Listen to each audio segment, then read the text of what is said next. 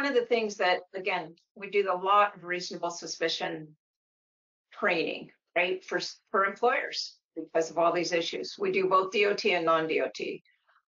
One of the things that I just wanted to clarify with Ken is all the tests are reported, because I know there's 6 tests conducted, and what the situation, I guess, if they showed that they'd failed on the Gaize device, but without the Gaize device and reasonable suspicion, what we have taught employers is if they take that drug test and it's negative, I want a further conversation. Don't just send them back to work because something's going on. And I feel like Gaize also adds that ability for people. But Ken, I would really defer to you about that. Yeah, great question. So to your first point, what basically is produced by the test is a series of, we show a list of each of the tests that we conduct and a pass-fail result for each of those. And then there's also a downloadable, printable report that basically shows, a variety of metadata that we capture during the testing process that includes who performed the test, what device it was performed on, which software version.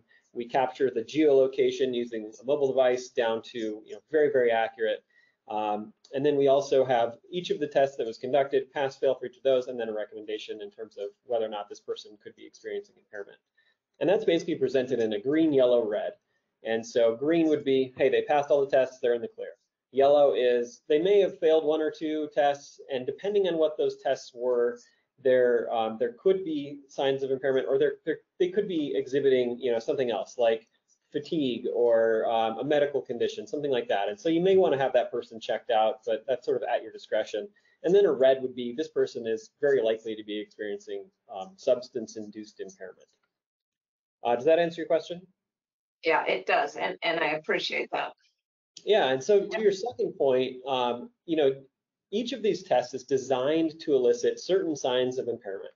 And there are some conditions that can cause failures on some of these tests. And so, for example, Parkinson's is a condition that can cause failure on nystagmus. And this is where the conversation really, I think, shifts away from substance abuse or substance use and towards more of this holistic idea of impairment and fitness for duty.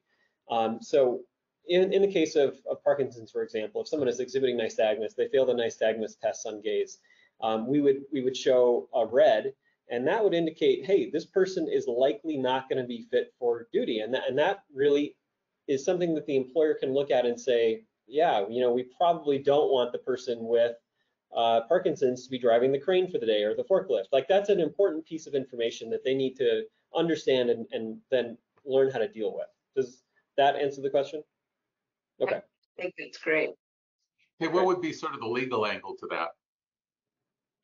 Yeah, I mean, I think there's 2 different things, right? Number one, if you've got something that indicates that the person was impaired, then I think that if you were to take legal action, adverse action, if you were to terminate that individual, I think that the practical risk is probably pretty low just because of the finding of impairment. Now, as far as, sort of the legal analysis from a deeper standpoint of, when maybe we have a negative test over here on a drug test, maybe we have a positive test over here on a Gaize device, I think that's probably the situation where 95% of employers will pick up the phone and call me or their lawyer or their in-house lawyer and say, hey, what should I do?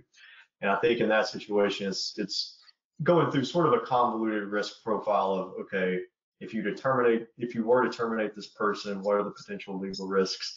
Would you prefer maybe just to send that person for a fitness for duty through your company doctor? There's a lot of different moving parts there, but as far as like the pure legal analysis, it would be very fact specific and job specific. But I think that the most prudent thing to do in that situation, if you've got conflicting tests, is to just pause and run you through a fitness for duty with the company doctor.